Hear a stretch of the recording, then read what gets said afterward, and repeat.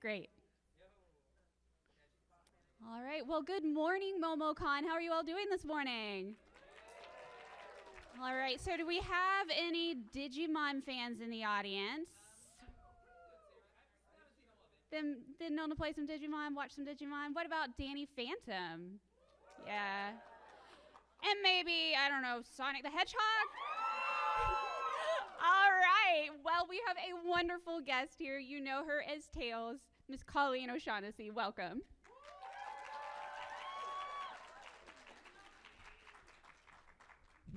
Hello. How's everybody doing? Good morning. Thank you for coming to an 11:30 panel on Friday. What? Well, that's early. Okay, you were prepared. I like it. Yeah. Good morning. How are you doing? I'm good. I'm here. Yay. Great. Well, we have some cool questions to ask from here as well as from the audience. They're going to do a nice Q&A. So we're just going to go on ahead and get started. First of all, how are you enjoying MomoCon? Is this your first MomoCon? This is my first MomoCon, yes. Wonderful. So far, so good. I mean, I just got here, so yeah. Well, we are so very happy to have you. Thank you so much. Thank you for having me. I'm course. going to spill this. I know this water's going down. My phone's going to fly, but it'll be fine. If it does, it does, and it'll be all right. All right, so let's just start off. So many of us know you as Tails, and you've been doing it for quite a while. You've done it in the cartoon series as well as the video games, and then most recently the movie. So how did the experience of voicing Tails in the movie differ from previous times playing Tails, whether it was like gaming or for the cartoon? I know that just the recording process, I'm sure, was a little different. Well, different because it was COVID and I was recording in my closet, which was very strange. I was in my closet in Burbank. Ben Schwartz was in Vancouver. The director was in Hawaii, and everybody else was wherever they were. It was crazy. But besides that, I think the biggest difference is where we find Tails and Sonic in their story. Like, and any other thing that I've worked on before the games or the show, they had an established relationship, whereas this is like, it's like their origin story, how they met. So that, and the stakes are a little bit higher. You know, it's just he finds himself in a different place, and so I think for as far as being different, it's more the circumstances, you know, where he finds himself and what was happening in the script and all that kind of stuff. And so, what are your favorite qualities about Tails? Oh, he's just so sweet. He's the most loyal friend you're gonna have. He is so smart. And he, you know, no matter what happens, he's not going to quit. You know, his experiments might go awry, but his inventions might not always work exactly the way he expected them to, but he's going to go back to the drawing board and try again. And now, is there a particular line you use to get settled into Tails when you're recording? Is there one that you use to like get into the moment? You know, I often do with different characters, but for Tails, it just happens. It's a weird thing to be able to do the voice of a boy and not like a young boy, and clearly I am not. So it's a weird thing to be able to do. And people ask me all the time, how do you do that? I don't know. And the closest thing that I've come to as far as like, how do you find it? Like, you know, I picture him, I try to put myself in their shoes or whatever, but like, you can sing a song, right? And you know what the melody is. Like, how do you sing along to the radio? You just can. I don't know how that happens. I don't know how you know the melody and you hear it in your head and it comes out of your mouth. That's the closest I can come to explaining how I do it. That makes sense. Yeah. Now, aside from Tails, your first in Sonic was Charmy the Bee, I believe. Yeah. And then you've played others in the series like Beth the Shrew. And so what are the challenges in vocally differentiating between different characters in a series, especially if you have to like talk to yourself? There was an episode in Sonic Boom called Tails Crush, and Tails has a crush on Zoe, and I was Zoe as well, so that was pretty crazy. So I think the hardest thing is to maintain the character, you know, the distinct character, each one, especially if you're talking to yourself. And there was a scene where Tails and Zoe are chatting away. So we did it a few times. We did the whole scene. We rolled through with me doing both characters at the same time. And, you know, again, I don't know why or how I can do that, but I can. And a lot of it, too, is like I read books constantly to my kids when they were little. That's my favorite thing to do. And I would go to their schools. And so I would do all the all the characters in the books, so I was already kind of prepped for that, I guess. So we did it a few times, me doing both characters at the same time, and then we do a pass just as Tails, and then a pass just as Zoe. So yeah, you just kind of have to dial in, and sometimes you're like, oh, whoops, that sounded too much like whoever, and then you just have to do it again. Whoopsie. But yeah. And that works. Yeah. So you do play like kid characters so often, and you do it so well. And it's I know a lot of it has to do with like the vocal placement. Where do you like place it? Do you do it like in the back of your throat, or do you do it like more up here? It really depends on the character, honestly. Yeah. If there certainly are characters that are more nasally, so you would bring it up forward and do something in your nose a little bit more, like you have a cold or something. Tails is kind of, he's a little bit back in my throat, sort of in the middle. It just depends on like Gudetama was way up here in my head. I did Shikapiu and Gudetama. Okay, if you haven't seen it, and if you like anime at all, actually you don't even have to like anime. It is the cutest darn thing ever. And funny enough, Roger Craig Smith plays Gudetama, and I play Shikapiu, and she's just the cutest little chickie, and she's looking for her mommy, and it's just ridiculously, stupidly cute. It makes no sense. A chicken and an egg going around town looking for their chicken mommy. But it's adorable. That sounds adorable. I'm definitely gonna have to it's check on that Netflix. That sounds super cute. It's oh my gosh. stupid cute. It's ridiculous. That is fantastic.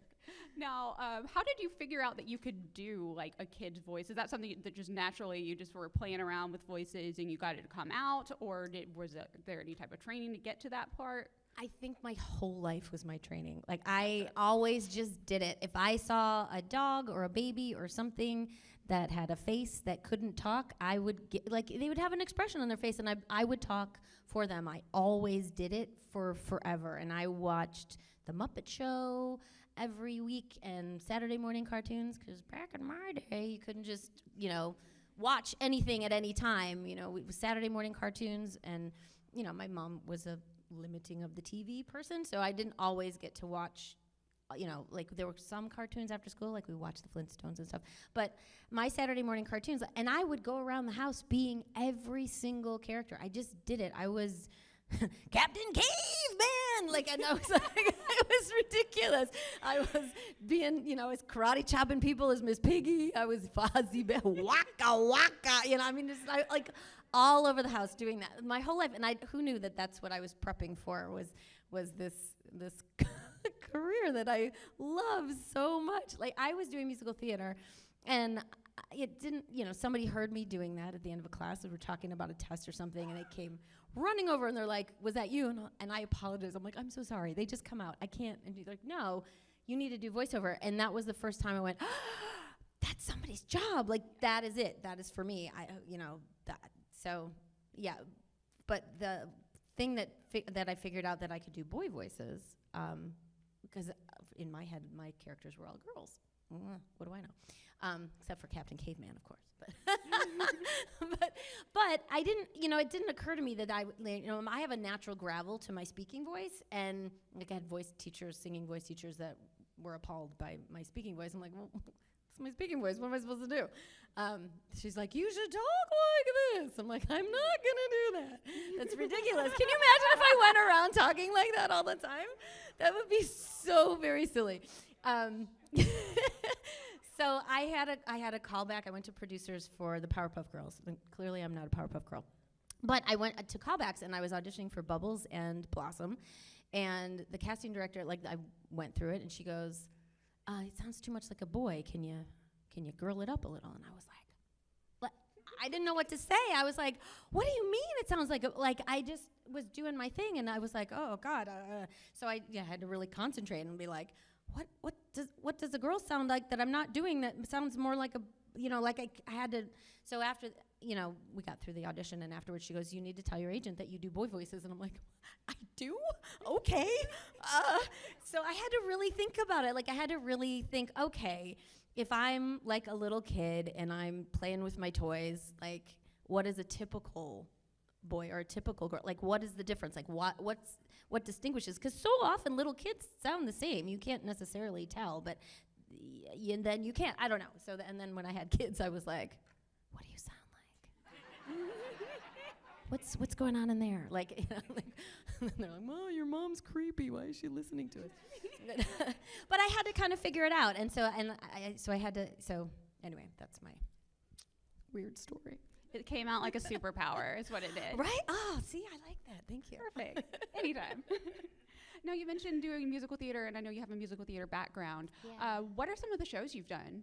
Oh, gosh. I was in a chorus line. I did Fiddler on the Roof, Music Man. Oh, my favorite. My favorite. La La La La. Oh, my gosh, I've done so many. And they're all escaping me. But, yeah. Sorry? Your favorite musical? Oh, that's impossible. I love them so much. I love Into the Woods. I love Ragtime. I love Once on This Island. I loved Wicked. Hamilton. So many. I just love them. See, I knew that water was going down. Which is, much to my husband's chagrin, because he's not. He's like, why they gotta ruin it with all the singing? It was just getting good. So opposite, but oh well. Now, I do want to talk about, we've talked about Tales from Sonic, but I want to talk about another set of Tales. Tales of Symphonia just celebrated its 20th anniversary, where you played Genus, who is a little bit like Tales. A little bit, huh? Yeah, what do you like about Genus, and how do you differentiate those two? That was so long ago, and somebody actually, one of the last conventions where I was, they had me do a video as Genus. I'm like, oh my goodness. Was it something like this? Like, I couldn't remember exactly what I had done. I kind of knew, and I think he's a little bit younger than Tails, and maybe not. But I was like, I don't want to sound like Tails. I want to sound like and I know they sound similar, but it was anyway. I loved working on that. That was so much, and it was one of my first video games. I just remember, I can picture the studio, because I would walk in and the binders for that video game this is before iPads, so the binders, I'm not kidding, they were like this thick, and I'm like, I have to do all of that, but it wasn't just me, it was like everybody's characters, but you had to find your thing, and yeah, it was crazy. It was really fun. I think I was actually pregnant with one of my kids when I was working on that game. Oh, that's so exciting. Yeah. I just started playing that for the first time not too long ago, so I'm going to have to listen for that. Listen for pregnancy? Listen for you pregnancy. Can totally hear so it. You can hear it when someone's pregnant. Guess what? She was pregnant when she did well, that. Funny enough, when I was pregnant with my daughter, with my second kid, I was super, for whatever reason, I wasn't sick, but I was congested constantly during the entire pregnancy. And weirdly enough, I booked a lot of commercials, and I'm like, they just want nasal lady for their commercial, and it wasn't like I was selling cold medicine or something. But I don't know, it was super weird. But it was a struggle. My voice would just not do what I wanted to do the whole time I was pregnant. Super weird. Yeah, it does weird things to the whole body. Oh my god. Yeah, and they're like the pregnancy glow. Yeah, it's because you're on fire, because you're cooking a human being in your person. It's science. It's crazy. Perfect. Oh, hey. Oh, nice. Hey, look at that. Thank Yay. you. Thank you. Yay, Chris to the rescue. A table. I like it. Thank you. You're the Perfect. best. Thank you, Chris. Thank you. Well, since we were on the concept of kids and growing and all that, you got to voice Sora in Digimon. Yes. And the unique thing about you getting to voice Sora is you got to be with her as she grew up. Typically, it's either the kid stays the same age forever, or there's a time skip and you don't get that in between. But you got to be with Sora the whole time. What was that like? Well, it was really kind of beautiful, because Sora was my very first anime that I ever worked on, and I had no idea what I was doing. I don't know if you guys are familiar, but when you work on anime, it's already done. So it's up on the screen, and you hear beeps in your headphones. There's 3 beeps, and the 4th imaginary beep is supposedly when the mouth is going to open, and that's when you speak. And I was like, I'm sorry, what? I think these are broken. I'm hearing things in my... I did not know at all what I was doing, and I didn't, I hadn't watched a lot of anime, and I didn't know, it's a style thing, and so it was a lot of on-the-job training. I was exhausted after those sessions, because I was like, oh my God, my brain was working so hard, because I was like, I don't know what I'm doing, and I don't want to get fired.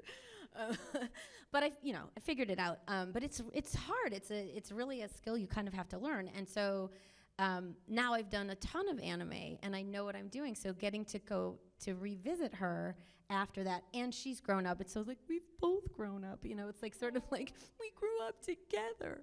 And she's just so sweet. Like you know, people ask me sometimes, what are, you know, do you feel like you have characteristics of this or that character? And I feel like Sora really speaks to me because she's very nurturing. Like she's the one, like she tries to hold everybody together. She wants everybody to be, you know, make sure everybody's okay, and she kind of checks on everybody, the nurturing side of her, which I feel like I have that too. And you know, I'm always like, did you drink enough water? They don't have to be my kid. I'm like, have you had enough water today? All of you, hydrate. I'm not kidding. Colleen, the mom friend. I can't help it. Like, zip up your jacket. What are you doing? Not here. It's too hot. No, too hot. But yeah, so I feel like I have that too. And yeah, I just love Sora. She's so sweet. Well, you've also taught voice acting workshops. I know you recently did one at Strawberry Hill Studio. Yeah. How often do you teach? Not that often.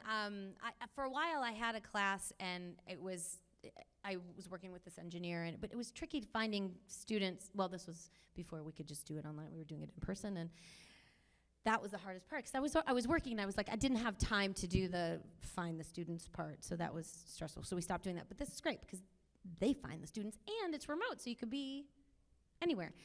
So I've only done two sessions with them, and I think I have at least two more on the books, maybe three. So yeah, I'm gonna do it on a semi-regular basis every few months or so. I have a video game one, voice acting for video games. Ugh, I have to look it up. I'm sorry, I don't remember when it is. I know I'm in Atlanta this weekend. That's what I know. And that's beyond that, I don't know what's happening. So just worry about this weekend. You can worry is about where the I am rest this later. Weekend. Somebody will point me in a direction next week. I don't know what's happening. Now, I know sometimes you probably get told, or a lot of times you're told, you're the voice of somebody's childhood. That sounds like a huge responsibility. Yes. Oh my God. Yes. How is that for you? I can't imagine just being told, yeah, you basically raised me. Right? I mean, a total major responsibility, I feel. But it's also an honor. I mean, when someone tells me that, like that's meaningful to me. You know, I mean, I get to play and have fun for my living. I feel like, wow, they pay me for this? And we're having a blast. You know, it's so much fun, and I absolutely love my job. So the idea that my job is influencing somebody and affecting their life, and so many people will be like, that show or that character got me through a really hard time in my life. Like that's, wow, you know, that's very special, and I take that to heart, and that's an honor for me. Yes, huge responsibility. With great power comes great responsibility. Yeah, so I hope that it's always a good influence, not, you know, anything negative. And I feel like I haven't really played that many bad guys. But Kronia, she's not nice. Yeah, but anyway. Gotta love Fire Emblem, right? Yes. And you did, what was it, Jean recently in Yeah. Engage, who was another child genius. Child genius is just your forte. Well, I was a child genius. True method acting in that, right? Talking about bringing yourself to a role. No. Well, what was it like the first time you saw somebody cosplay one of your characters? Amazing. Like the first time I saw an Eno, I was like, somebody likes Eno, because often I feel like COVID helped Eno because a lot of people binged Naruto over COVID, and so post-COVID, it's like people are all about Eno because they could see her whole arc, and I think in the beginning people didn't like her as much. She wasn't on Naruto's team. They preferred Sakura. Who knows why? But yeah, so the first time I saw an Eno, I was like, somebody likes her. Like I literally had somebody come up and be like, I guess you can sign this. I'm like, no. It's okay. I'm not offended. It's okay. I don't have to. Like, did you know you're the 113th favorite character? And I was like, okay. I didn't even know there were that many characters on this show. But I'm like, yes, I made the list. 113th. So I started signing Lucky 113. Like, why did you need to tell me that? I don't, anyway, but. That is brilliant. Is that funny? I love that so much. But I love to see people cosplaying as my characters, and and I always take pictures with all the Sonics and all the Tailses, and so sweet. Yeah, I love it. And I've seen a few Soras here and there. So how has the industry changed? Because I know now you do a lot from home. How has it changed since you first started acting? Because I just know, like, even in the last decade, there's been a huge shift in how, like, people record, where people can record. How has that changed since you first started voice acting? It's changed tremendously. Even before COVID, we were doing auditions from home. I was doing them in my closet with an iPad. So once COVID hit, then I had to get a really good microphone and a preamp, because while my iPad was great just for auditions, it was certainly not studio professional quality or whatever. So that was really stressful. Everything's faster. You know, we have this wonderful thing, the internet, but it's stressful because they'll give you a deadline, but just because there's a deadline doesn't mean you should necessarily wait that long, because they're listening to things as you go. And if you have people's attention spans are this big, so once they hear what they want, zoop, that's it. So, you know, I could throw it on audition, and perhaps it doesn't even get listened to because they already picked the person because they listened to somebody else before they got to mine. So, so everything's faster, but it's also much more convenient. Like, I do everything at home. So it's just, you know, there are its pluses and its minuses. It's great. I had my closet thing. My husband now has built me a booth, which I love. It's so great, my little space. But I don't get to see the people, and I miss that. I miss seeing, because even if you're not on the same show with some of your fellow voice actors, we would always see each other in the studio, like either in passing or hanging out in the green room, or, you know, like, and it was just, I loved that camaraderie and, like, seeing everybody. And now we have to come to other cities to see each other. Like, yay, you're here. I haven't seen you in so long. How are you? You know, like, so yeah, no, I mean, so it's changed a lot, but then at the end of the day, it's still the same thing. You still get a script. You get it emailed instead of on a piece of paper, but, you know, you still have to figure out what it is that they want. They don't necessarily know what they want. You know, it's still auditioning. It's still the same as far as that part of it. It's just technology has skyrocketed. So, how often do you get to work, like, directly with other actors, or does that ever happen? It has not happened in many moons. I'm trying to think of the last time I got to work with somebody. God, it might have been the movie, because I actually did get to work with Ben Schwartz twice, but not in person. I haven't worked with somebody in person in years. Yeah, sad, but what are you gonna do? So, what is your go-to drink when you're recording to keep you going through a session? Water. Sometimes tea. If I'm struggling a little bit, I'll do tea. I also I don't drink coffee, so my little caffeine vitamin boost is Zip Fizz. So sip of Zip Fizz, sip of water, maybe a tea. Like, I have lots of beverages on my thing. What role has been, like, the most vocally taxing for you? Konohamaru, 100%. He's always loud, he's always high energy, he is super low in my register, and he's always up here, and it's he's rough on my voice, yeah. So do you collect any of the merch of your characters? I do. I have a lot of tail stuff. Do you have the Squishmallow? I have a Squishmallow. Oh, I love that sucker, and he's right behind my head, and sometimes I'm like, he's so squishy. I love him. I love my Squishmallow. Yeah, I have a bunch of, I had been given some from Sonic Boom, so I have Boom Sonic and Boom Tails plushies, and then I have, from the movie, I have Knuckles, Tails, and Sonic, and then I have my Build-A-Bear. I love my Tails Build-A-Bear, and I was on the show called Hanazuki, and I don't have my Hemka. I was the yellow Hemka and the red Hemka, but I have a purple one. But I love purple. It's my favorite color, so that's okay. What else do I have? I have like, they sent me one of the Sonic 2 Xboxes, so I have an Xbox, which is awesome. I wish I had things to play on it. Yeah. What? Oh, yeah, do it. Send me Halo. I would love that. What else? I have just tons of stuff. And I can't put it all up, but I have a couple of pops, and I have, things here and there. But I like to collect stuff. I got some figures, some keychains. I can never find Sora stuff. I can never find Eno stuff. So I have a keychain of Sora that's this big. Steve Bloom actually bought it for me. I was like, I found a Sora, and I didn't have my wallet with me, and he bought it for me. And people give me things, which is so sweet. You guys are so nice. I'm like, you guys are giving me presents? It's so nice. I have so many drawings, and the talent is unbelievable. So it's really nice. So what is some encouragement you can give like aspiring actors who have just been facing, because it's hard. I mean, it's rejection after rejection. Yeah. You've been told, you've had people just flat out tell you should give up. You know, you've had, or others, not you in particular, like the person I'm talking about, myself included, have been told just to give up. How do you encourage somebody just to keep going through that? If you truly believe that this is something you're meant to do or that you can do, don't stop. Don't quit. There's a place for everybody sometime. Now, that being said, it might take you a while. So, keep working. Keep taking acting classes. Keep doing theater or improv. Keep doing it. Write your own scripts. Make your own projects. We have these wonderful devices. You can do it on your phone. I was doing auditions on my iPad. Like, these devices that we have are unbelievable, and it's so much easier now. I mean, the videos and things that people can put together, it's ridiculous what you guys can do. And so do it. Get together with your friends and just make stuff and practice and do it. And I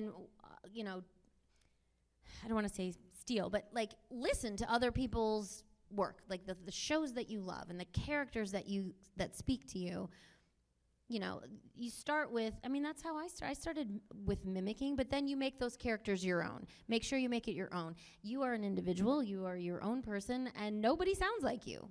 Nobody does. And maybe you can do impersonations of other people, and that's okay. There is a little bit of a place for that, but find your own voice. Find out who you are, because nobody is you. Nobody thinks like you. Nobody is you. You are unique, and bring that to everything that you do. Do that. Be you, and it's okay. And you are okay. You are enough. You are okay. You are you, and that's a beautiful thing. Thank you for all the encouragement. Now, if you were to spend a day with any of your characters, who would it be, and what would you do? Oh my goodness. I think it would be. I'd have a group. We'd have a whole group party. We would have Wasp, and Tails, and Jazz, and. We might need Glitter Sunny, and we'd have a day at the beach, and then, something would happen, and we would jump into action to save somebody. Right? Wouldn't that be fun? Yes. He's going to want to see her compact and understand how that works, and he'll take it apart, and then it won't work, and then he'll have to fix it, and. All right, so we're going to do one more from me, and then we'll open it up to the audience.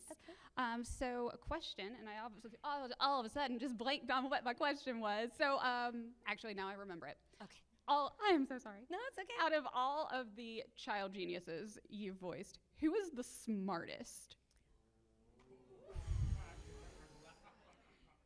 I gotta go with Tails, I think. I think Tails, right? Right? Yeah. Child genius. That's me. I'm going to put that on my resume. Child genius. Perfect. Special skills? Child genius. Perfect. All right. Well, I think we're going to open it up to the audience. We have a mic here. My friend Chris is going to be helping you guys out. So what you're going to do is you are going to practice asking the question to him first so you can get it down, because we want to get through as many people as possible. I like it. Practice.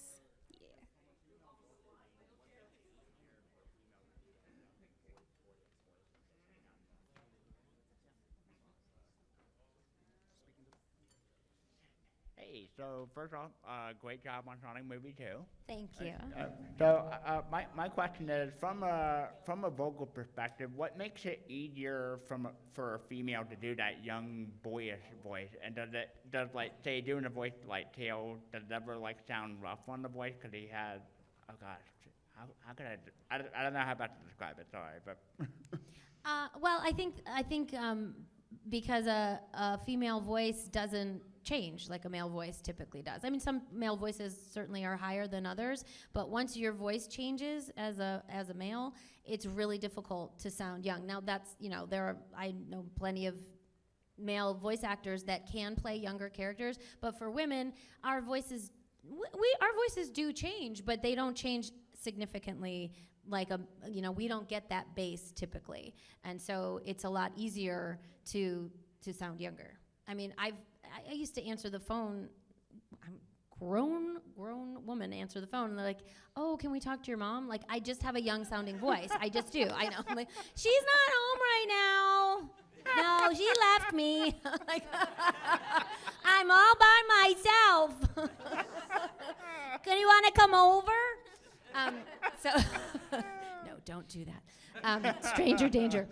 So I've never had a male voice, so I don't know. But that's I think that's pretty much it, because puberty does things to voices, changes things. So yeah. Okay, thank you. Sure. Hey, everybody. Hello. As you can tell, I'm Sonic the Hedgehog. Actually, I have a question. My little buddy here has a question for you, Colleen. Okay. Hi, Colleen. You've done such an amazing job voicing me. I'm super excited. My question is, what's your favorite line you've ever had me say? Oh, that's so hard. Oh, butt copter. Only Sonic the Hedgehog could come up with something like that. Wonderful. Hi. Okay, so pleasure to meet you. So the question I had in mind was, out of every episode of Sonic Boom that you've ever seen or worked on, which one was your personal favorite? There's so many. Anytime we got to sing, like when we got to do Doo-Doo-Tude, that was my absolute favorite. I friggin' loved it. Doo-Doo-Tude is back, yo. Flat, yo. Oh my God, so funny. Probably Tails Crush, because I got to play both. Yeah. Thanks. All right. Hello there. Hello. All right.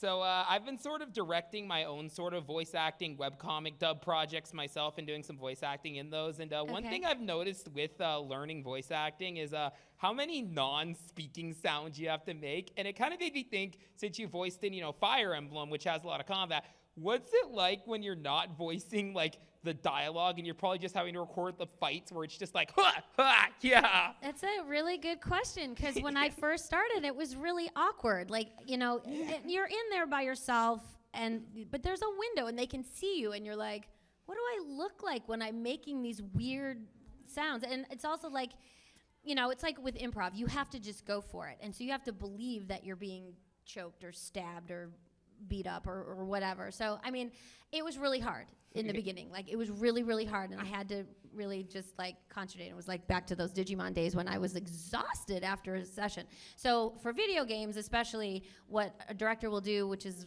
fantastic, is they will save all of that for the end so that it saves your voice. And they try, and especially if they're bigger efforts and things, they will have you do one instead of multiple. But I just did a game the other day, and I was just like, how many times am I gonna die today? It's a lot. It's hard, but you have to like imagine, like, okay, they want a gut punch. Well, if you're getting punched in the stomach, you're probably going like this. So I have to put it in my body. I have to do it physically, like Hair's so just getting crazy with that. Yeah. Or you're doing an attack. You're hitting this way, so you don't have jingly bracelets on, but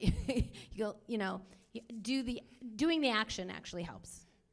Don't actually stab yourself, but that is like kind of factoring in please stage don't acting. hurt yourself. Disclaimer, discllaimer. Factoring in a bit of stage acting and improv. Yeah, but you do. I mean, I cannot sit and do voiceover. I have to stand up, because even besides all the action and stuff, I have to put it in my body, because a character, you don't have anything else. All you have is your voice. So, maybe if your character is shy, maybe they slump a little and they don't really, stand up straight. Or if you have somebody that's very efficient and they're like a faster, like, I have to put it in my body. And I use my hands a lot.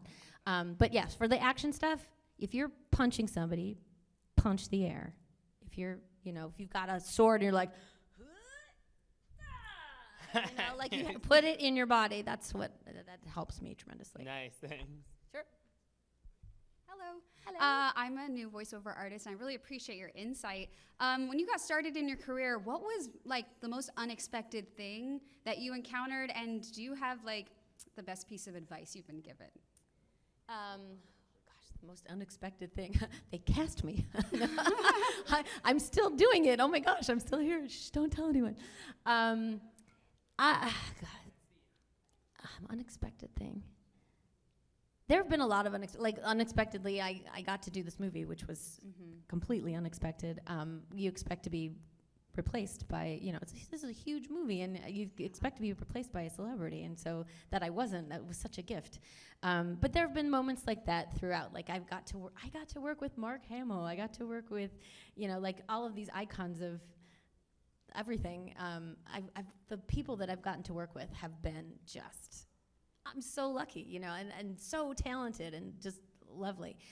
So advice for like newer voiceover artists.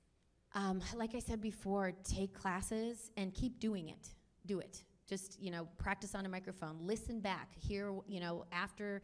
Always listen before you send it, before you do anything.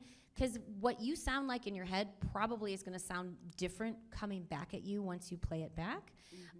Whether you put headphones on or just play it out of your computer or whatever you're recording into. But do it. Read anything and read it out loud.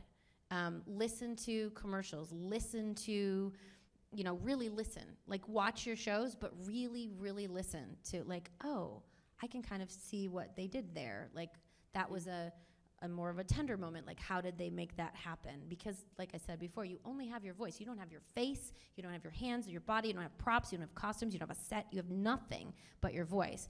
And so you have to find a way to get that emotion through. So I'm always like acting classes. It's voice acting. And think in terms of creating characters, not just I can do funny voices. That's a great place to start. Like if people tell me, they say I've got a great voice. That's a wonderful start. But if this is your instrument, you have to learn how to play it. And whatever that means for you, you could be really, really good at one thing, and that's okay. Master that one thing. And, if it's multiple things, you got to work on everything. But, like I said before, it's uniquely you, so you got to work on you. Thanks so much. You're welcome. Seeing as how the Xenosaga trilogy had 3 separate voices for Cosmos, what did you use for inspiration to decipher your voice or relate to a character that had already been voiced before? Funny enough, I didn't know that. I booked this part and I found out at conventions that there were, I didn't know. So I didn't have to do anything other than, you do the audition, you get cast, and you work with the director and the writers, and they guide you. And so I was guided to whatever she became. It's such a collaborative, thing. So I didn't know. So I didn't have to do anything. I hadn't played the game before, and I didn't know was it Bridget that was before me, or was she after me? I think it was Bridget. I think she was before me, yeah. So I hadn't heard what she did. Same with Tails. I didn't know what Kate Higgins had done before me. I knew she had been Tails, and I found out at the callback, and I was like, oh, no, I don't want to take your part. We were chatting, because I've known Kate for a long time. She's like, no, you do it. Just do it. She was so sweet. But, yeah, so it was the director. All right. Thank you. Yeah. So this is a really simple question. I just want to know, out of the 3 different Tales performances you've done with modern, movie, and Boom, which one has been the most fun to do, and which one is your favorite? That's really hard, because Sonic Boom was so much fun. Like, it was ridiculous how much fun we had, because we were all in the same room together. We were laughing our faces off. It's amazing anything got recorded ever. Seriously, we were laughing so hard. First of all, the writing was ridiculously good. It was funny on the page. I would get those scripts and I would read them in bed at night, because I'd get it like the night before. I'm like, I'm staying up because I can't wait to read the script. They were funny on the page, and then you get in there and you've got Roger Craig Smith and Travis Willingham and like all these amazing, talented people who I love to pieces, and we are just playing. The director was always like, can we do it now? He just was so over us. But it was such a blast. And so then the movie, I actually got to do it. I got to work with Ben Schwartz, and he's such a great guy, and he's so funny and like it just, it's hard to pick a favorite. And I loved working on the games too, but I don't know. Between Boom and the movie, they're pretty tied for favorites. I don't do favorites. Everyone asks me, what's your favorite this, what's your favorite that? Like, I can't, it's really hard for me. The only one I can tell you definitively, my favorite color is purple. Yeah. I have a purple shirt on, so there we go. Thank you for wearing the purple shirt. Appreciate it. Okay, first of all, my mom loves Danny Phantom, and she'd freak out if you and her came up to talk with each other. She loves Danny Phantom. I cannot say that enough. Oh, that was another fun one. First, but anyway, my question, have you ever read any of the Sonic the Hedgehog comics? And if so, what do you think of them? I have only read a handful, the ones that people have like either given to me or I've seen. They're great. You learn a lot about the characters. I've learned so much about about what I do from the comics, because a lot of what ends up being canon comes from those, and some of the stuff makes it into the games too. So, but I think they're great. Do you like them? You like the comics? Yeah, I read them in my childhood. My little brother has a volume of the IDW series. Nice. Very cool. Thank you. You're welcome. Hello. Hello. First off, thank you for coming all the way out here to give us a visit. My pleasure. If at anything else, is there any way that you can recommend Roger and Mike to come in next year? I mean, I don't have anything to do with it, but I'm sure if you ask the powers that be to invite them, and if it works into their schedule, I'm sure they'd be happy to come. Really, sorry, I guess that was a joke. My question is...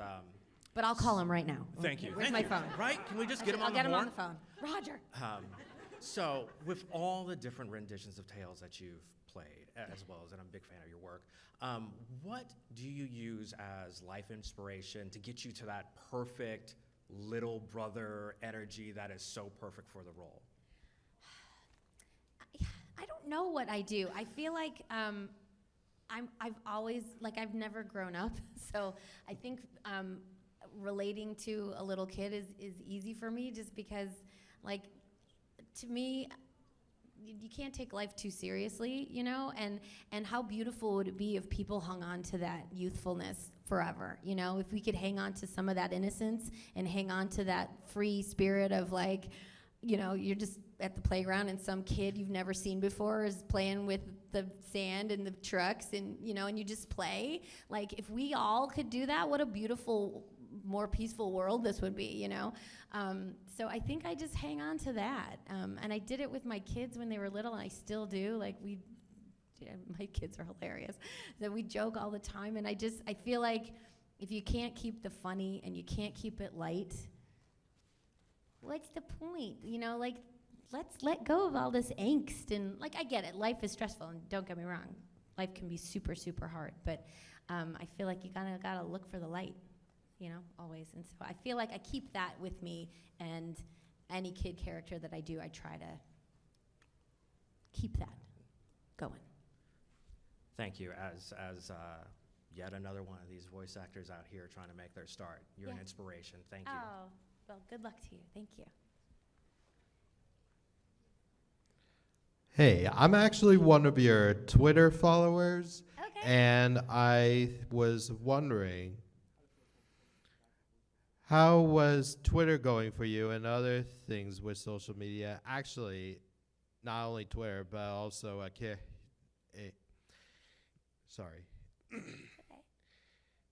also your Sora from Digimon. Like, what do you think if Sora was the Greek hero Hercules? If Sora was the Greek hero Hercules, I guess she'd be stronger. I don't know. That would be an interesting mashup. Sora Hercules, Hercusora. I like it. I want to see what she looks like. She'd probably be a little more buff. She probably wouldn't need a helmet. And then you asked me, how is Twitter going? Yeah. So just FYI, social media, not my favorite, but it's something that we have to do. So I was really strong-armed onto Twitter. And I got a check mark, and then they took them away. So I worked so hard for that check mark. I had it for a year, a little over a year, and then, maybe it was, I don't know, whatever, who cares? But, you know, I do it because we have to, and I've gotten to the place of, all right, it's okay. I'll do it. You know, it's not my favorite, but I do it. Thank you so much. Thank you. Hi, I'm Andrea. And that was, now everybody follow me, please. Thank you. Hi, I'm Andrea. I'm a huge Sonic fan. I like your shirt. Thanks. I love the movie. I typed up 3 novels that are over 1,000 pages. I love songs. Oh my goodness. Like, I want to be an author someday. That's why God gives the talent. Like, yours is voice acting. Yeah. So, and I love that buttcopter line. I want to tell you that line so bad about, like, only Sonic the Hedgehog would do that. Love that line. Yeah. And I love Duditude. That's my favorite. Justin Bieber episode is my favorite. Yeah. And anyways, how'd you get the role of Tails? I auditioned. I had the sides. I auditioned. I got a call back. I was actually called back for Tails and, oh my God, I almost said Stitch. Love Stitch. Stitch was not in the Sonic universe. Sticks. So I was called back for both of those parts, and I didn't know it was going to be for the video games too. I thought I was auditioning just for the show. So I did the callback, and yay, I got the part. And they were like, oh, by the way, we're going to do a game first. I'm like, oh, okay, cool. So we did the game first, and then we started working on the show, and then off we go. Oh my gosh, what a journey! What an amazing. Yeah. And I still get to do it. It's pretty awesome. I forgot to mention, I love Danny Phantom too. Love that Amber episode. Oh, thank you. Yeah. So love talking to you. Amber, remember. Oh, I have many fond memories of that episode. Thanks. Thank you. Hello. So you mentioned Kronya from Three Houses when you did that. What was it like coming back to verse her and Monica in Three Hopes? That was awesome because it was like a little bit of, Monica didn't have much in the first because, well, I sort of murdered myself. It was sort of weird.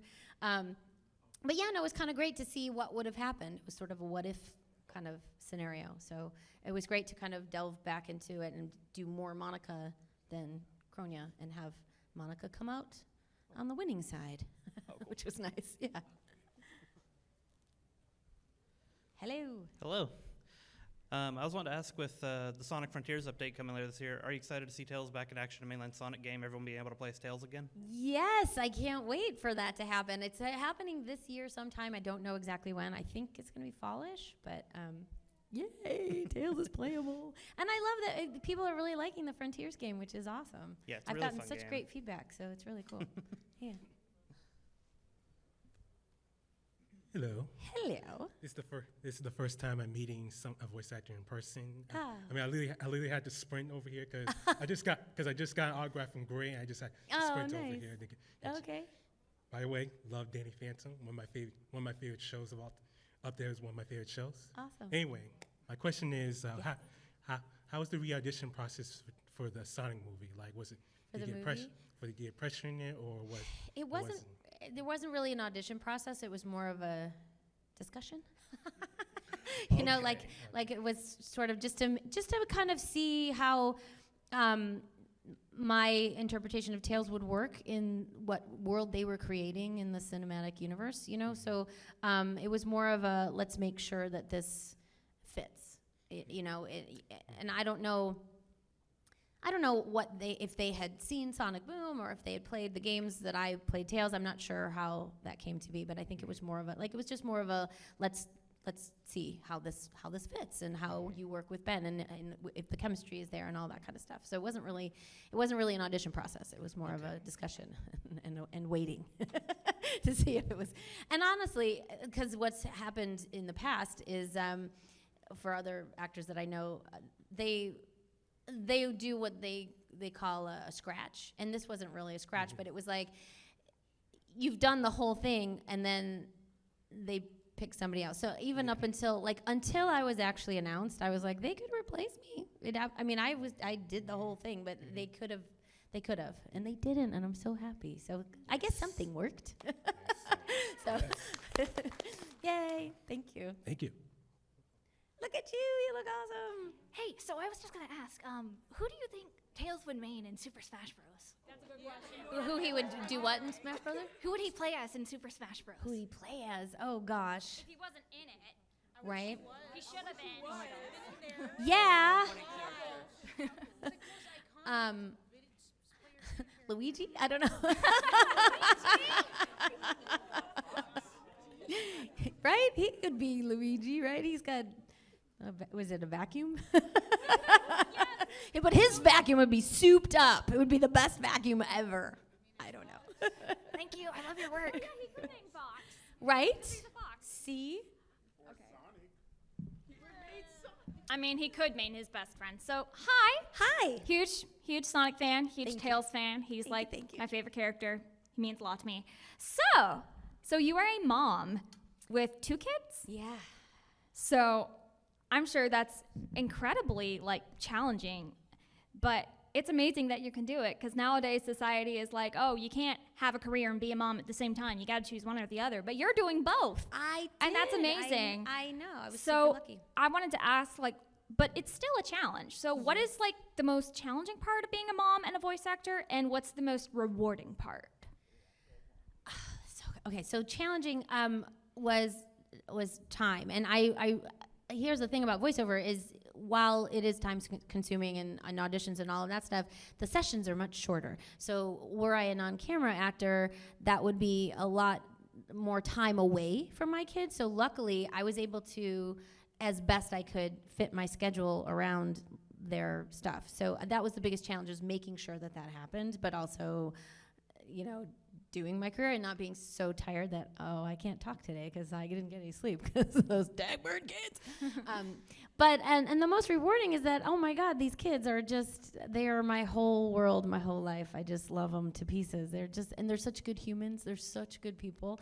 And I was able to be there. I was in the PTA, and I was the Girl Scout troop mom, and I was, I helped them get on the 5th grade trip because they're going, and I don't care how many popsicles I got to sell after school. They're going on the science trip. They weren't going to get to go, and I was like, oh no, sir. Oh my gosh. I single-handedly sold enough popsicles to get those kids on that Dagburn bus, and we went. I'm sure they were all happy to have Tails as their chaperone. Well, that's the funny thing, because when I'm in mom mode, I'm Connor's mom, I'm Maggie's mom, and often I don't care if you call me, you don't have to call me Mrs. Villard. You can call me Colleen, you can call me Connor's mom, whatever, I don't care. But often they didn't necessarily know that that's what I did. I will never forget, I was driving Connor and a bunch of his friends, and they were freshmen, sophomores, so 14, 15, whatever. And they were having this major discussion about Naruto and subs versus dubs, and it was getting heated. And I'm just driving, doo-doo-doo. And my son finally turns to the guy that was all about the subs, and he's like, dude, don't you know my mom is on that show? Stop, bagging on the dubs. And he's like, what are you talking about? And he's like, my mom is Ino and Konohamaru. Hello. And the kid, I swear to God, he wanted to jump out the window. He was like, what? Because I don't go around, oh, by the way, I'm Connor's mom, and I'm blah, blah, blah. And I don't tell people my resume. And if they don't know what I do, they don't know what I do. And so it was really, really fun. I'm like, it's okay. You're allowed to like subs. He's like, no, I'm so sorry. I didn't know. And then he didn't speak for the rest of the day. Poor kid. I'm like, Connor, you did not have to do that to him. But so it was fun. And I would go to their schools, and I would read books, and that was my favorite thing ever, is to read the books to the kids. And and you've got this captive audience, and then all the parents are like, what, how, why are you able, that's great, but how do you, I'm like, oh, I did voiceovers. Like, oh, okay. You're never allowed to read to my kids again, because I can't do that. But anyway, I'm so lucky that I got to do both. I was there for bedtime. I was there for all their stuff. you know, the scraped knees and the angsty stuff and all the, you know, and all the good stuff too. So That's amazing. Thank yeah, you. Thanks. Do they show you off sometimes? Like, this is my mom, the voice of Eno. Sometimes, yeah. My daughter is a freshman at UCSC, and they were on her Instagram, and something, like, she follows me, so something popped up, and her friends were like, why is your mom verified? Why does your mom have that many followers? What? And then they started looking up my stuff, and they're like, she was in Give a Mouse a Cookie? What? And like, so one of her friends is like, I have to meet your mom. And she's like, you can meet my mom. It's not that big a deal. Because I'm just, but she's my, you know, both my kids are super great about it. And they, you know, they're just, you know, yeah, this mom. But yeah, it's pretty cool that she does that. And my son is an animator. So I often will, you know, do voices for him and his stuff. And I'm like, what do you need? And then he gives me notes. I'm like, excuse me, sir. But yeah, so it's funny. That's awesome. My actual question, I'm a huge Digimon fan. I was the president of a Digimon club back in high school. Nice. And so I just want to ask, I know you said you don't have favorites, but do you have any memories of playing Sora over the years that really stick out that you want to share? The most recent, when we worked on Try, the episode where, sorry, spoilers, where Biyomon rejects her, that was really, it really stood out for me because it was such an emotional journey for her. And, you know, I love the funny and I love the goofy and the silly. The sillier, the better. The weirder, goofier, I am on board. But at the same time, when you have those emotional moments, like that really stretches you as an actor. So those are really beautiful moments too. So that whole arc was like, it was like soul crushing. I was so bummed out at the end of those sessions. I'm like, Biyomon, you're being such a jerk. What's wrong with you? You know, I mean, she was a jerk. So it was really hard, but yeah, so that stood out for me for sure. Thank you. Yeah. All right, we are down to like 3 minutes, so let's see if we can get speed through round. everybody as fast as possible. Very quickly. Hi. So nice to meet you. So I wanted to ask, which character interaction for the Sonic Twitter takeover is your personal favorite? My favorite interaction? For like the characters. Oh between the gosh, all of it. I love those Twitter takeovers. They're so much fun. I can't think of there were a couple where like, there was one in particular, they made Tails be like, he was like, I'm like, what happened to Tails today? Why is he so crazy? Those were kind of funny. I'm sure you know which ones I'm talking about. I can't think of specifics, but they're just a blast. They're so much fun. Yeah, those Sega people are amazing. Thank you so much. Yeah. Hi, big fan. I was actually gonna ask something similar, Yeah. but this time I'm gonna actually tackle towards like the web series, like The Rise of the Wisp and the Tales Tube. Yeah. Do you actually have any particular favorite moments during those? I just love that Tails has his own channel. Like, how fun is that? And the hosting and like, you know, and of course things go wrong. And but I always love my interactions with Knuckles. Oh God. I Knuckles always is love I just love Knuckles so much. Thank you so much. Yeah. Big fan again. Awesome shoes. Hello. Hello. It's the first time meeting. I'm actually kind of nervous because I've never been to a convention or been faced with a voice. Oh, welcome. First convention. Woo. But I've done voice acting for a while and been trying to find like the proper way to try and get myself out there. Yeah. But what are some tips that you could give? As far as getting yourself out there, where are you? Are you local? Are you in Atlanta or? Only for now. No, that's okay. It's okay because actually I think there's a fair amount of stuff in Atlanta. So I think you're in a good spot. As far as getting yourself out there, do things. Find, the internet is a really good tool to find stuff. I would, if you're ready, if you're at the point where you've already put a demo together, I would suggest trying to get an agent. And I'm sure there are agents in Atlanta. I don't know because I don't live here, but there probably are. But use the internet. The internet is a great tool for you, and there are free sites, there are non-union things, but eventually you will have to join the union and you will have to have an agent. But in the meantime, there are certainly so many places online that you can go to find stuff to do, and just keep doing it. Do it. Thank you. Yeah. All right, this is going to be our last question, it looks like, 'cause we Hello. are at time. Love that hat. Thank you. My question is Is there anything in the future media of Sonic that you want to do with Tails that you maybe haven't gotten to do yet? Oh gosh. I want the movie to be named Tails. No. And Sonic. I would love to sing as Tails again, like not the doo-doo-toot, but like I would love to, like I joked with Jeff Fowler that he should have a song. But I think that would be awesome. I don't know. You guys know so much more about the universe than I do. Like I've learned things from fans that I had no idea. So I was a fan that told me he had a full name. I don't know, not even not a complete season of Sonic Boom, and I found out at a Sonic fan thing that he had a name. Like why? How does nobody tell me this? He's got a full name. So I don't know, but I can't wait to see where we go from here. Like the writers are so creative, and the things that they pull from the canon is just. So I don't know. I don't know. That's a hard question. Okay. Thank you. Thank you. All right. Well, everybody, thank you so much for coming. Thank you so much, Colleen, for being here. Oh my gosh, thank you for having. Thank you guys for hanging out and asking so many great questions. Come see me at my table. I'm here all weekend. I'm going right back over there, and then we have another panel at 4:00. It's panel day. Woo! All right. But thank you guys. Thank you so much, and thank you.